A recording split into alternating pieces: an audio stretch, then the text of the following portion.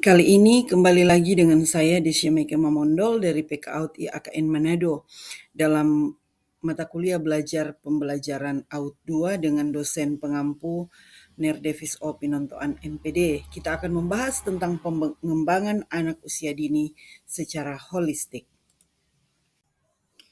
Menurut Elizabeth Hurlock, anak usia dini adalah anak dalam rentang usia 2-6 tahun dan ini sebagai periode sensitif atau masa peka, yaitu masa di mana fungsi-fungsi tertentu perlu dirangsang, diarahkan sehingga tidak akan menghambat perkembangan anak usia dini. Mengapa demikian? Karena pada masa ini disebut sebagai masa golden age, di mana masa paling penting untuk pertumbuhan perkembangan seorang manusia, sebab segala sesuatu yang terjadi di masa ini akan mempengaruhi perkembangan manusia itu seumur hidup.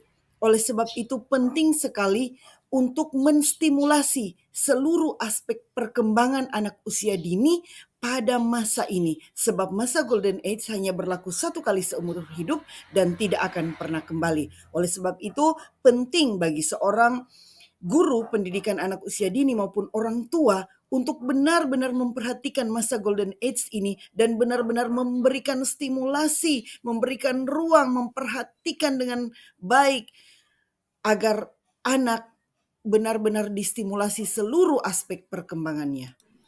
Nah, apa saja aspek perkembangan yang perlu dikembangkan pada anak usia dini? Beberapa hakikat perkembangan anak usia dini yang pertama adalah perkembangan fisik. Anak usia dini sedang mengalami masa pertumbuhan fisik yang pesat. Mereka mulai mengembangkan keterampilan motorik kasar dan halus serta memperkuat sistem saraf dan otot mereka. Kemudian aspek perkembangan kognitif. Pada masa usia dini, anak sedang aktif dalam membangun pemahaman mereka tentang dunia sekitar dan mereka mulai mengembangkan kemampuan berpikir, memecahkan masalah dan memahami konsep-konsep dasar. Kemudian yang ketiga adalah aspek perkembangan bahasa. Anak usia dini dalam tahap penting dalam perkembangan bahasa. Mereka mulai mengembangkan kemampuan berbicara, memahami kata-kata dan memperluas kosakata mereka. Kemudian yang keempat adalah aspek perkembangan sosial emosional. Anak usia dini sedang belajar tentang interaksi sosial dan mengembangkan keterampilan sosial mereka. Mereka mulai memahami perasaan mereka sendiri dan orang lain dan belajar untuk mengontrol emosi serta berinteraksi dengan orang lain. Kemudian yang terakhir adalah perkembangan nilai moral. Pada anak usia dini, mereka mulai memahami perbedaan antara benar yang salah serta mengembangkan pemahaman moral dasar. Oleh sebab itu, perlu benar-benar diperhatikan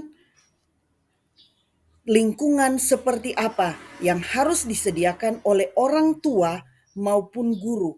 Pola asuh seperti apa sehingga anak usia dini akan berkembang dalam perkembangan yang positif dalam seluruh aspek perkembangannya, baik fisik, kognitif, bahasa, sosial emosional maupun nilai agama dan moral.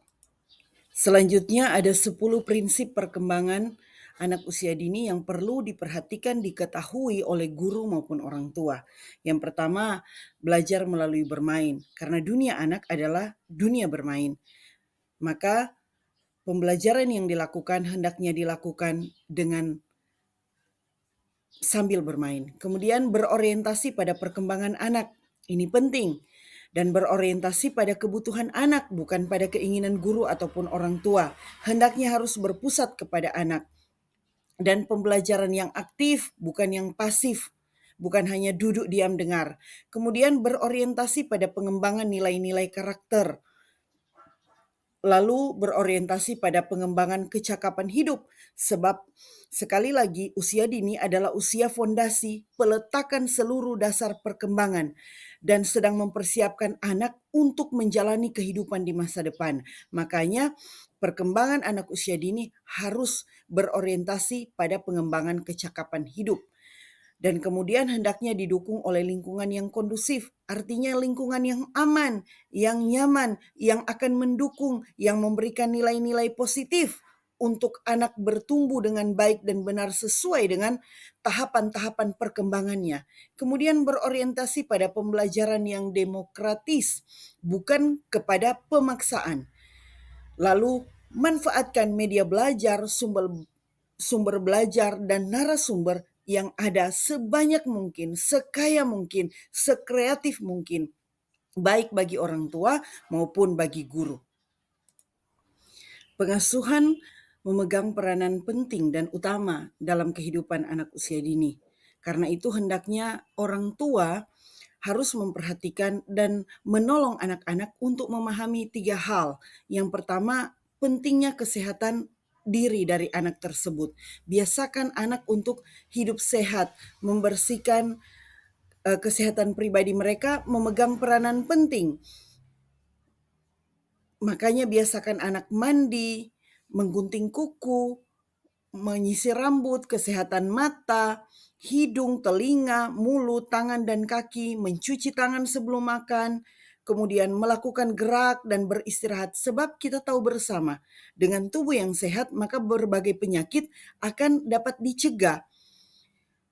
Oleh sebab itu, penting sekali menanamkan pola hidup sehat kepada anak-anak kita. Lalu kemudian makanan yang sehat.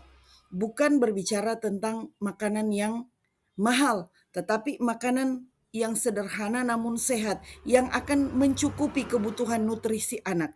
Sebab dalam masa pertumbuhan, anak membutuhkan pola makanan yang sehat yang bergizi agar mereka dapat bertumbuh dengan maksimal. Dengan makanan yang sehat, tubuh akan sehat, maka seluruh perkembangan anak akan baik.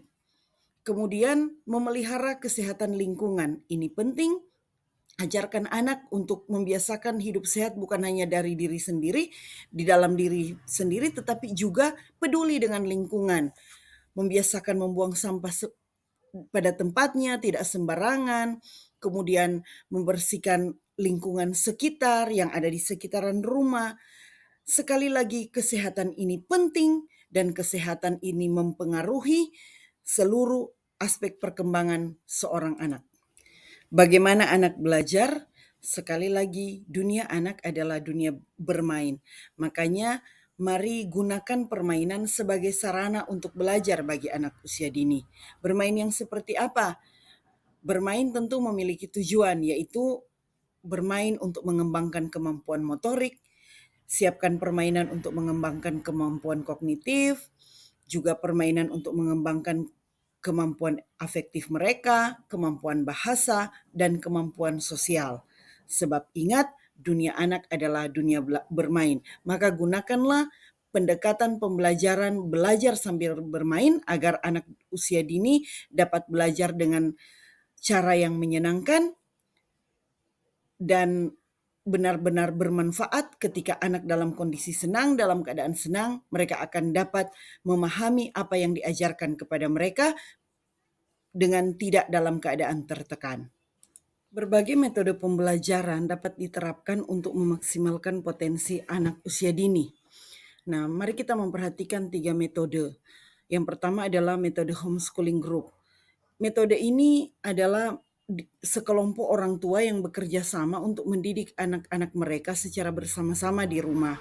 Dalam konteks pendidikan anak usia dini, metode ini dapat melibatkan beberapa keluarga yang saling berbagi tanggung jawab untuk mengajar anak-anak mereka.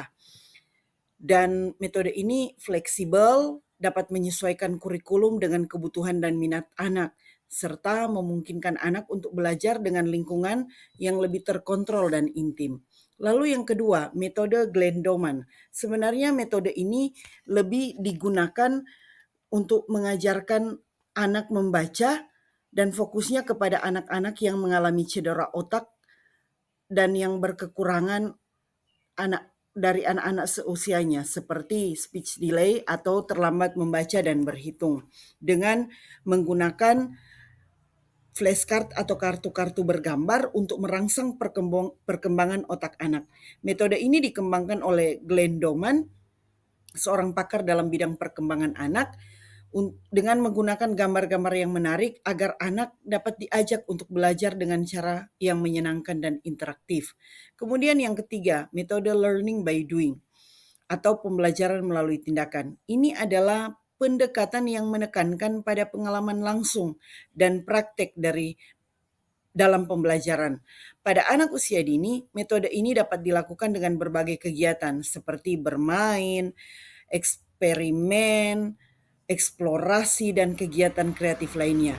Dengan cara ini, anak belajar secara aktif melalui pengalaman langsung sehingga memungkinkan mereka untuk memahami konsep-konsep yang abstrak dengan lebih baik.